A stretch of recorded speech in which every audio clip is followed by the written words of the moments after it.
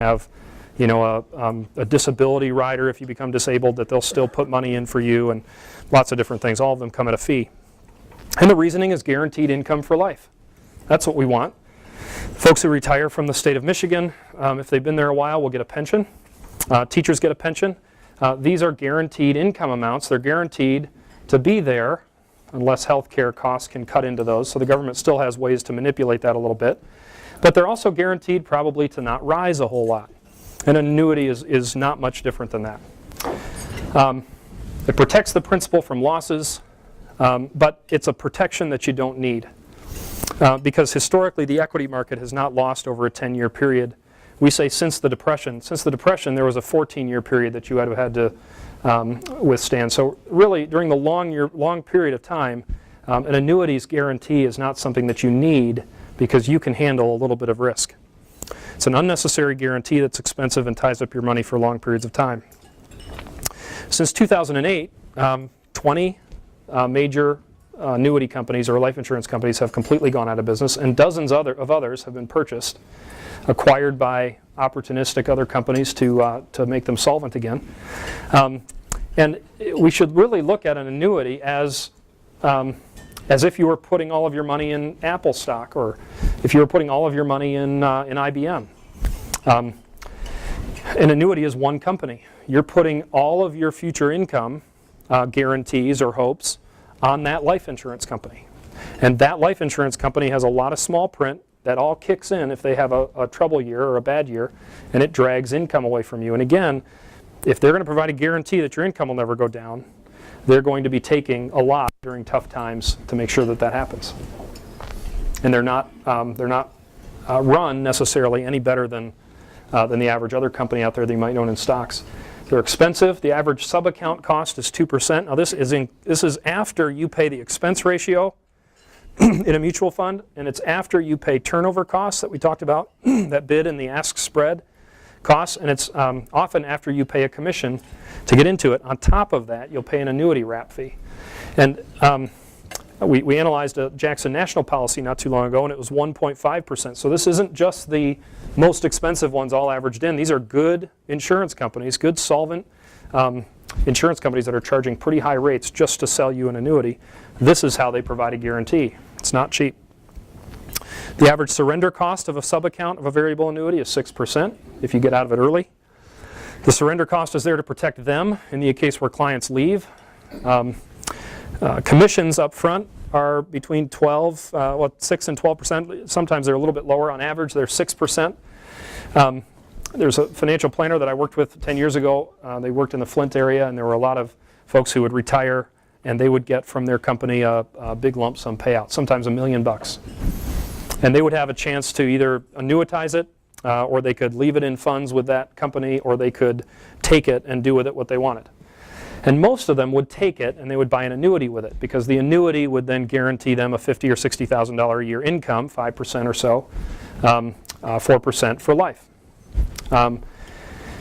It's important to know that the commission paid on the ones that I saw were about $100,000 a pop.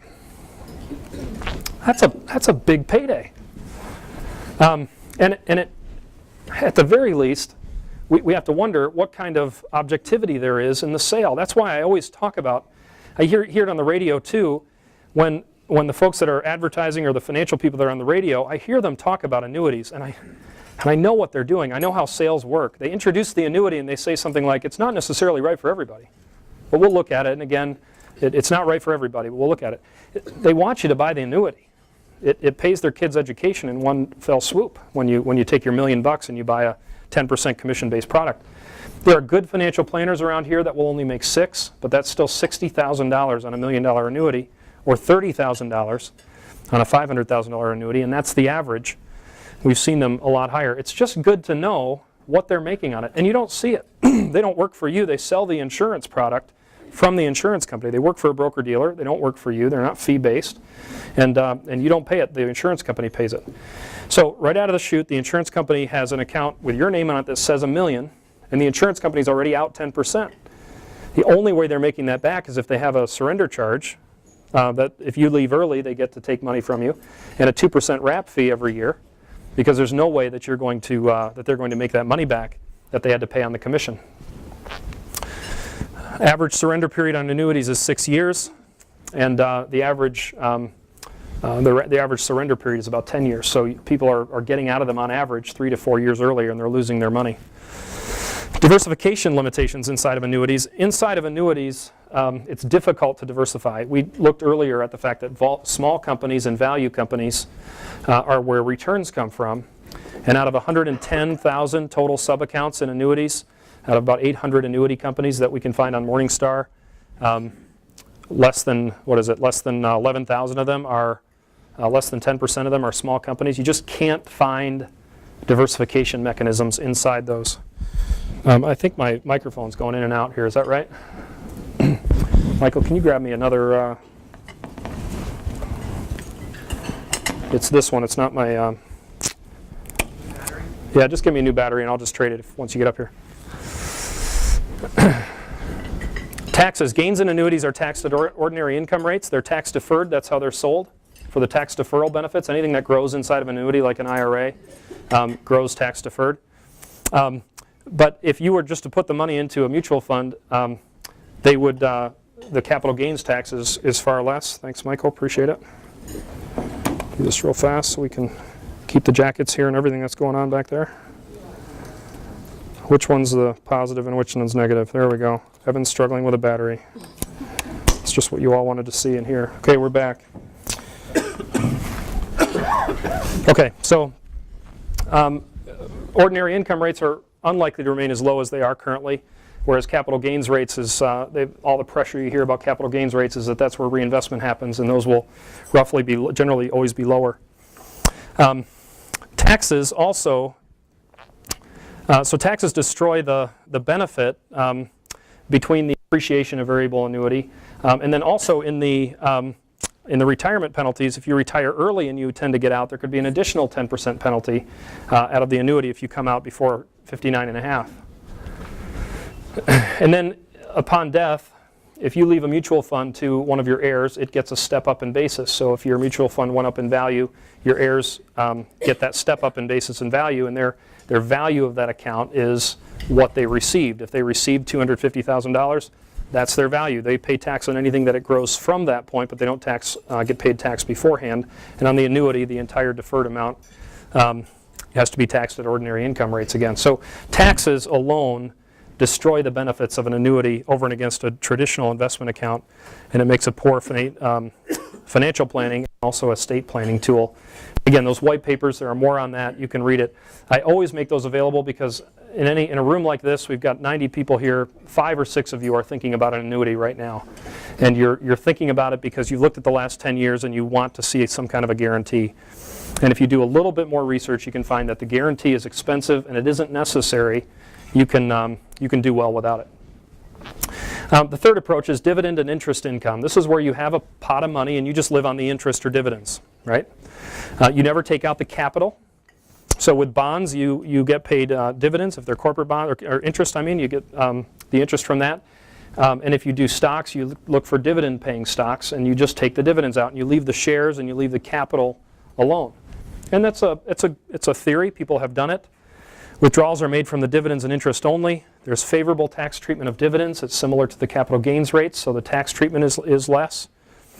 But you need money to make money. Generally, substantially more is needed to use this approach because dividends aren't paid as frequently or as regularly as capital appreciation happens.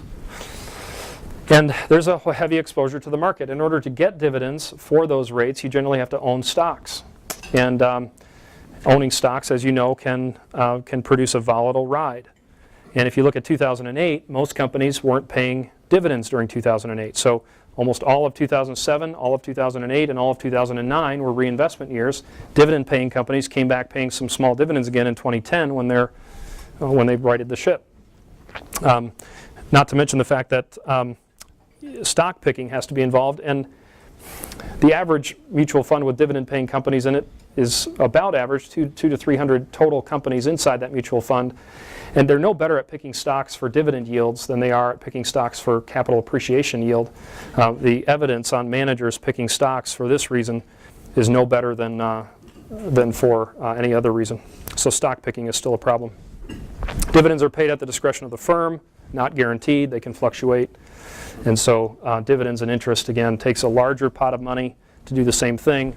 Very volatile from an income standpoint, and most of us are looking for much more of a guaranteed scenario. For someone who's got a good pension and they're banking on Social Security and they can do that and they don't need a whole lot of extra money, if they don't need the money from the portfolio, you can look at just using the dividends and the interest.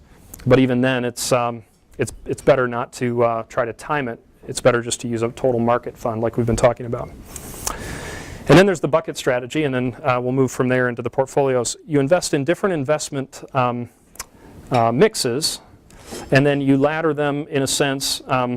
So one bucket is very conservative. Maybe you have $25,000 just in cash that you're going to need this year, and then you have $20,000 or $30,000 in short-term products, and then you have a more moderate investment for something that you might need 10 or 15 years from now, and then you go aggressive for the very long term.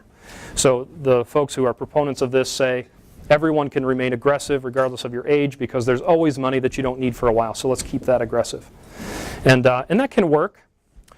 Depends on how you work with it. Structure is everything. We still have the long-term fixed income problem, so we want to stay away from long-term fixed income because the standard deviation of risk goes too high in the longer term. The mixes are critical in each one of these accounts, so you know what kind of return you can expect. And then